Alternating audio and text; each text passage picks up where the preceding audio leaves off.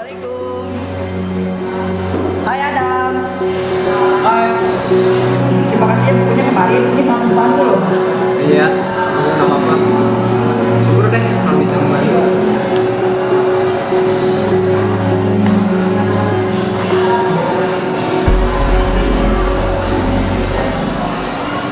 Ini dong. Ngapain sih lu? Gak ada hujan, gak ada panas, bikin masalah dulu. Kembali. Itu apa minjem mau doang. Kembaliin. Kan dapat kan simulasi lu sama kayak bapak lu. Apa lu bilang? Kenapa lu? Lu kan gak bicara lu. Apa lu kayak bapak lu kenapa? Lu sebut mana apa?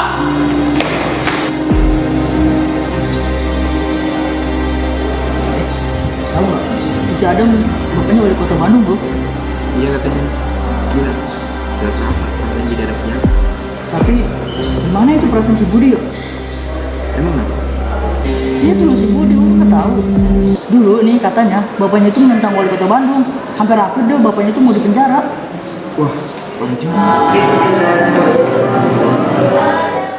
Pak Imran, Budi sama Adam lagi berantem pak. Ah, Adam, di mana? Adam! Udah.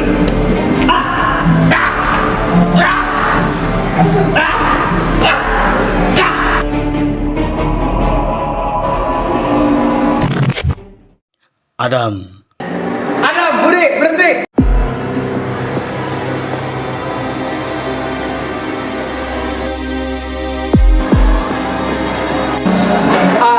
Adam kemana?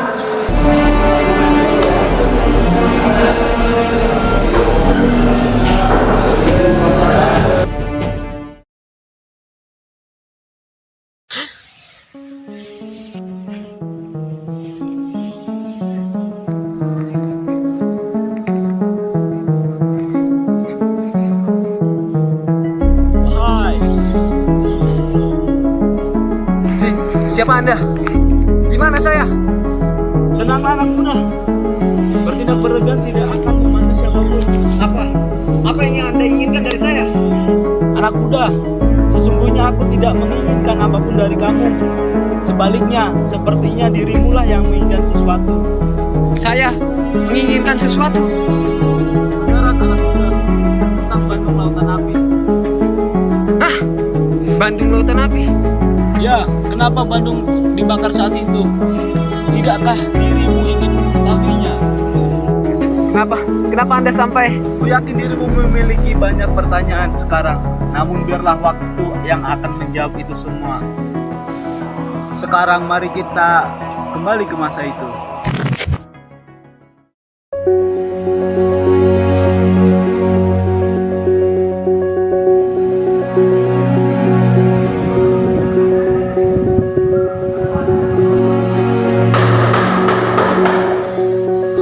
Permisi Pak, saya penasihat kabinet. Bolehkah saya masuk? Silakan masuk. Permisi Pak. Pak, saya membawa rancangan Provinsi Jawa Barat sesuai tugas Presiden. Jadi kita akan membawa ulang Provinsi Jawa Barat yang dimulai dari Kota Bandung sesuai instruksi Presiden Pak. Begitu rupanya. Apakah kita bisa mengharapkan proyek ini selesai dalam 5 tahun? Secara rancangan seharusnya sih bisa Pak. Bagaimana maksudnya dengan seharusnya? Kita terhalang oleh pendanaan Pak. Seperti yang Bapak ketahui, dana dari pemerintah tidak cukup untuk menutupi biaya pembangunannya. Begitu juga dengan penghasilan daerah kita masih sangat rendah. Jadi tidak bisa digunakan untuk proyek ini. Lantas, apakah tidak ada yang bisa kita lakukan jika proyek ini memakan waktu dan biaya yang terlalu banyak? Lebih baik kita tunda dahulu rekonstruksi Jawa Barat. Tapi Pak, sesuai instruksi Presiden, Soekarno akan mengerti. Dia seharusnya yang paling mengetahui kesulitan bangsa ini.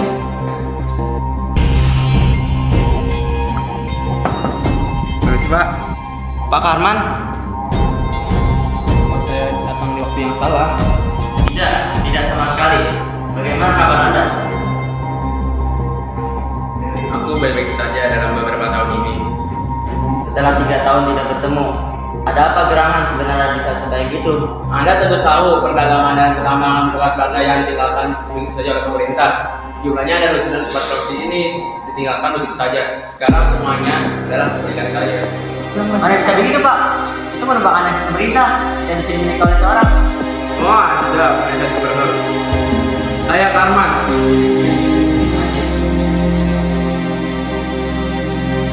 Tenang aja kok. Legal kok. Jadi Anda tidak perlu khawatir.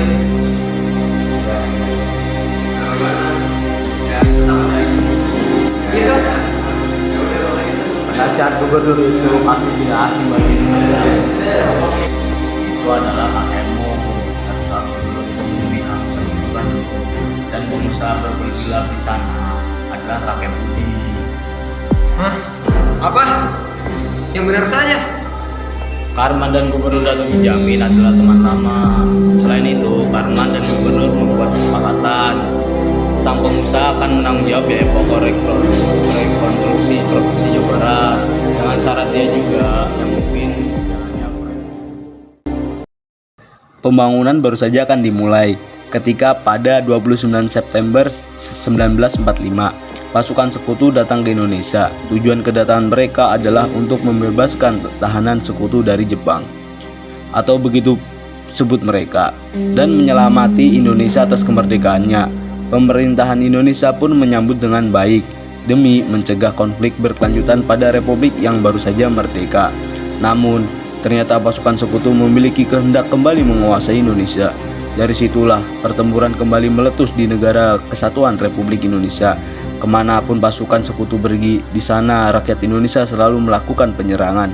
Meski merupakan serangan-serangan kecil, lama-kelamaan pasukan sekutu mulai membalas secara agresif.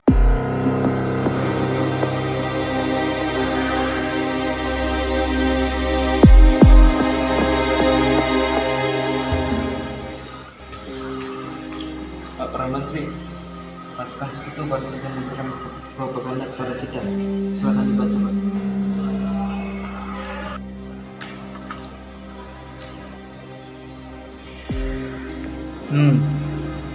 Rakyat Indonesia agar meletakkan senjata dan menyerahkannya kepada pasukan sekutu.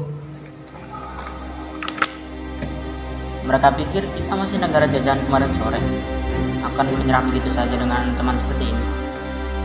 Angkatan Perang Republik Indonesia sedang menunggu izin penyerangan dari Anda, Pak. Mereka siap mengepung markas sekutu yang ada di Bandung bagian utara. Pada akhirnya kita tidak bisa berdamai dengan para penjajah. Sampaikan kepada para jenderal besar bahwa Perdana Menteri telah mengizinkan segala bentuk penyerangan yang jahat ke negara kesatuan Republik Indonesia. Usir para penjajah dari tanah kita. Baik, Pak.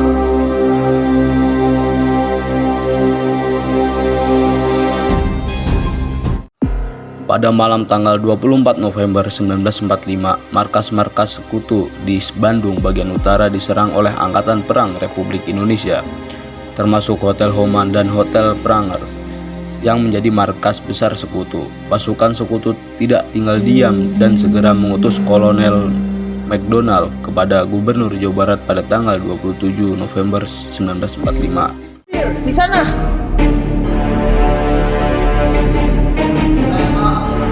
Apa yang Anda lakukan? Serius dijamin. Ada apa ini? Saya adalah Panglima Perang pasukan API Sekutu Sekutu. Saya mengizinkan kepada Anda agar memasukkan wilayah Bandung bagian utara dari tentara dan warga sipil negara segera. Omong kosong. Kalian pikir ini di mana? Ini adalah negara kesatuan Republik Indonesia yang berdaulat dan merdeka. Kalau ada yang harus pergi dari Bandung Utara, itu adalah kalian. Dan yang berbeda. Kalmit Hindis, saya ingin Bandung bagian utara sudah kosong pada tanggal 29 November. Dan kalau tidak, Maka Indonesia akan berperang dengan pasukan sekutu dan akan saya pastikan negara Anda menderita. Saya berharap Anda bisa berpikir bijak, Pak Gubernur. Pardon, Kolonel. Apa lagi maumu? Apa kita bisa berbincang sejenak? Bagaimana ini Asir? Apakah menolak bekerja sama dengan mereka adalah pilihan yang bijak? Bagaimana jika kita masuk ke dalam perang lagi melawan mereka? jangan ragu Pak. kita telah merdeka sejak lama. Kita tidak boleh goyah hanya atas ancaman penjajah. Anda benar ya, Sir. Kita tidak boleh goyah. Angkatan bersenjata kita berhasil memukul mundur pasukan sekutu. Pasti sebenarnya mereka yang sedang dalam kondisi terpojok. Merdeka atau mati ya, Sir? Tentu saja Pak, merdeka atau mati.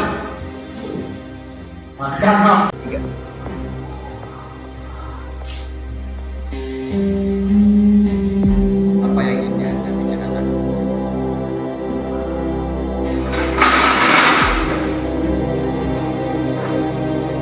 Tidak perlu buru-buru kolonel. Kita harus memastikan ada yang sama kita dulu. Apa maksudmu dengan itu? Jadi seperti ini kolonel. Saya adalah pengusaha. Saya bisa membaca lingkungan di zaman saya. Menurut saya, Sekutu Bandung tidaklah menguntungkan, bukan? Kalau kau berpikir untuk macam kami, lebih baik burukan. Kalau bantuan di Sumatera akan tiba, Bandung pasti akan kami taklukkan. Tenanglah kolonel, kalau kita itu ada di pihak yang sama.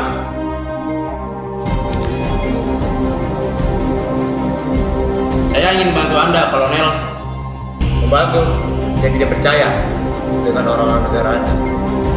Pikirkanlah baik-baik kolonel. Saat ini itu sangat penting agar tidak ada kerugian.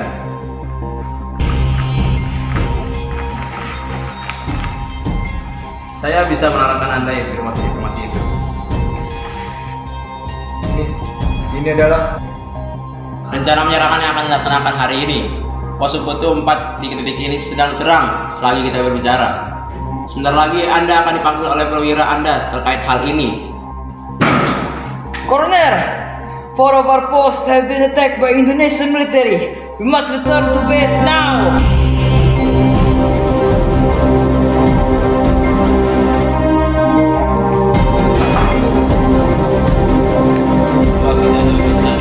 Kolonel,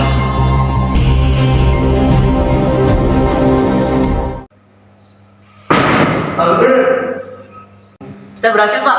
Belanda berhasil dipukul mundur. Sungguh, syukurlah kita menang. Terima kasih ya, Sir, karena telah membuka hati saya. Sungguh, tidak mengikuti kemauan mereka adalah pilihan yang tepat. Tentu saja, kita tidak akan membiarkan Indonesia dijajah lagi. Perayaan tidak berlangsung lama. Tidak sampai 2 hari kemudian, situasi di kota Bandung berbalik. Angkatan Militer Republik Indonesia berulang kali dikalahkan dalam pertempuran. Musuh seakan sudah mengetahui lokasi tentara Republik Indonesia. Korban berjatuhan mulai banyak. Angkatan militer tidak memiliki pilihan selain menarik pasukan dari Bandung Utara.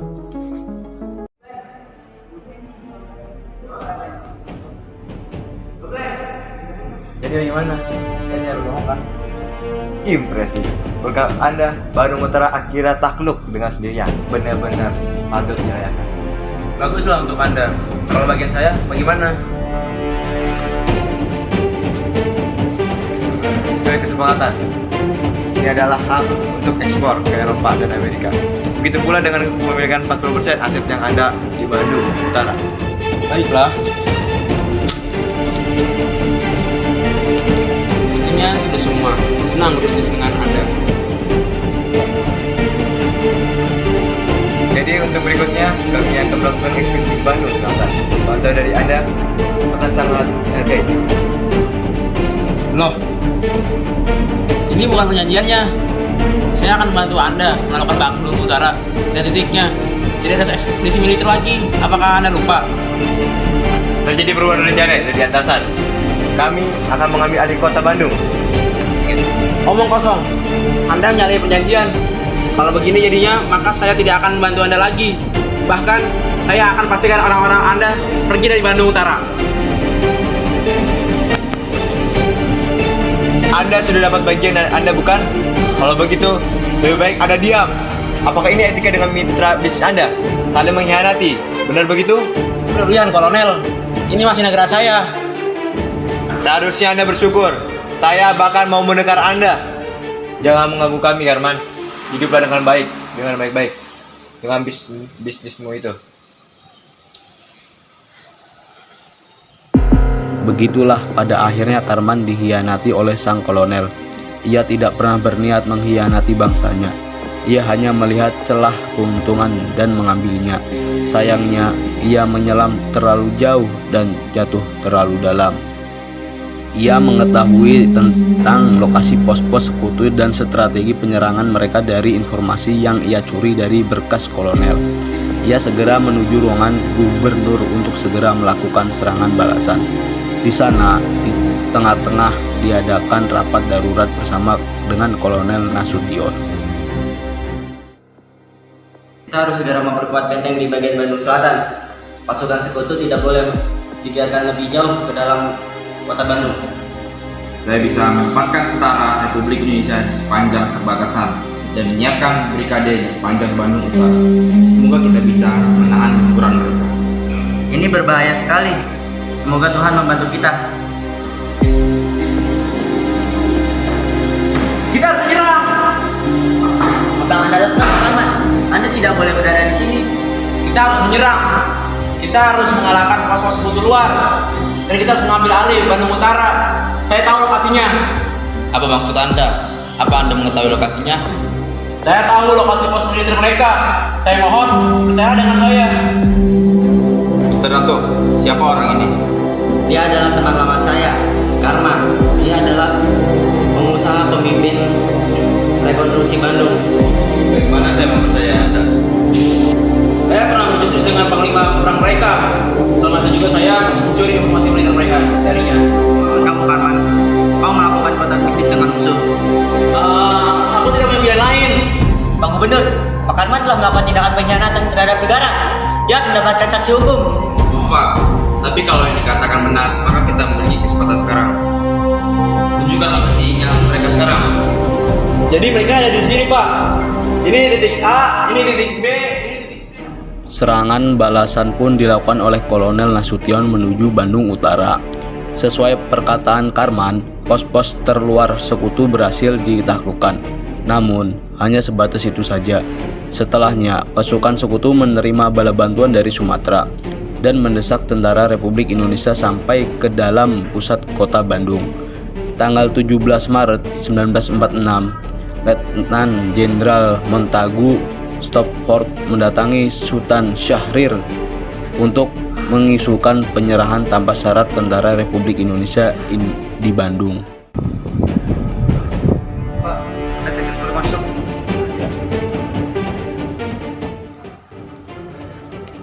Perkembangan situasi yang mengagetkan, bukan, Mr. Syahrir? Pasukan sekutu sudah melewati batas, Mr. Stofford. Kami tidak akan menuruti permintaan apapun dari sekutu.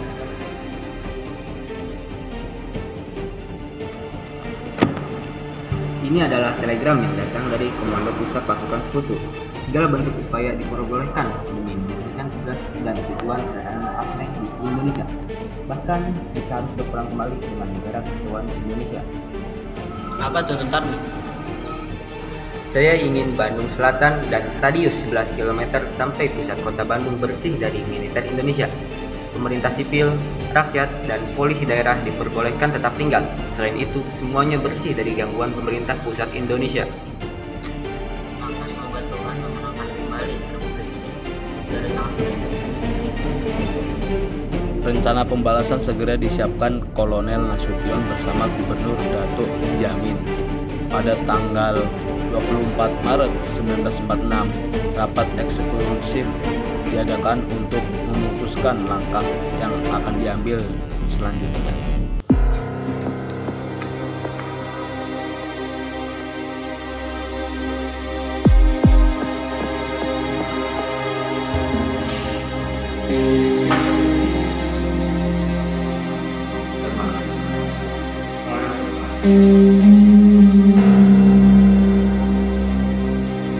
Kita harus membakar kota Bandung.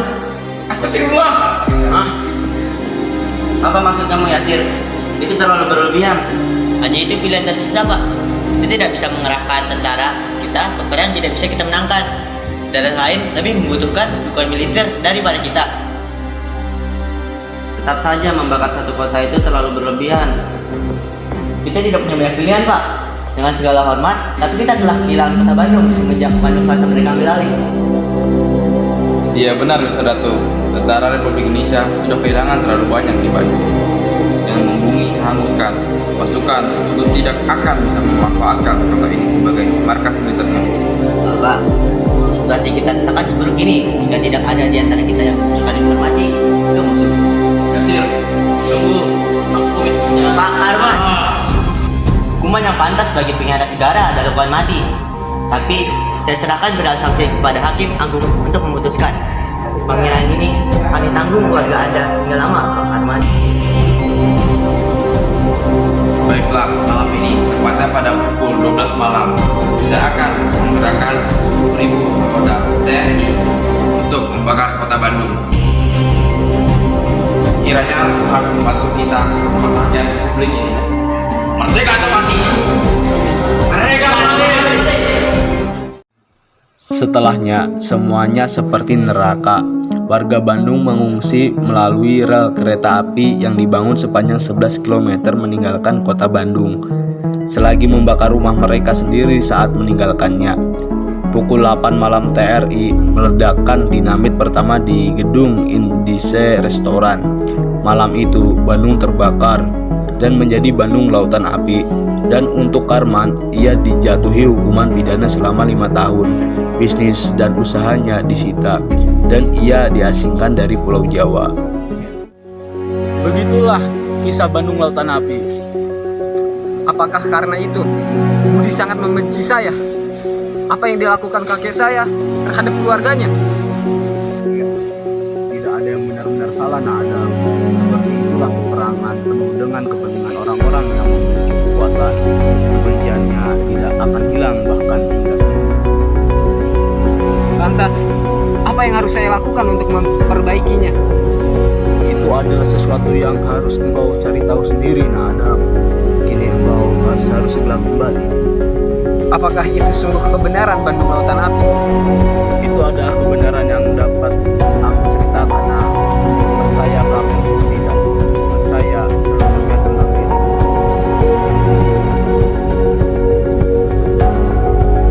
Terima kasih, Kak.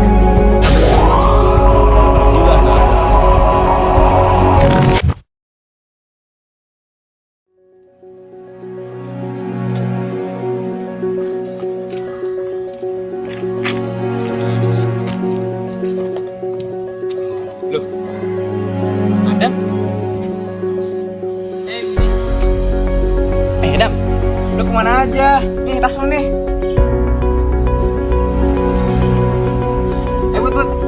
Bud. Kenapa? Semua yang dilakukan oleh kakek kita, ayah kita, apakah semua itu harus berlaku juga kepada kita? Emang lu tahu apa tentang hal itu, Dam? Itu semua kebencian di masa lalu. Semuanya bakalan terus ada kalau misalkan lu nggak mutusin rantainya. Apa lu bersedia, Bud, buat mutusin rantai kebencian itu bersama gua? Setelahnya, kita bisa berusaha mendamaikan kedua orang tua kita. Sudah cukup perang masa lalu, merusak masa depan kita. Kita bercanda, Dam. Masih gampang itu ngelupain masalah. Tapi gua akan coba sih.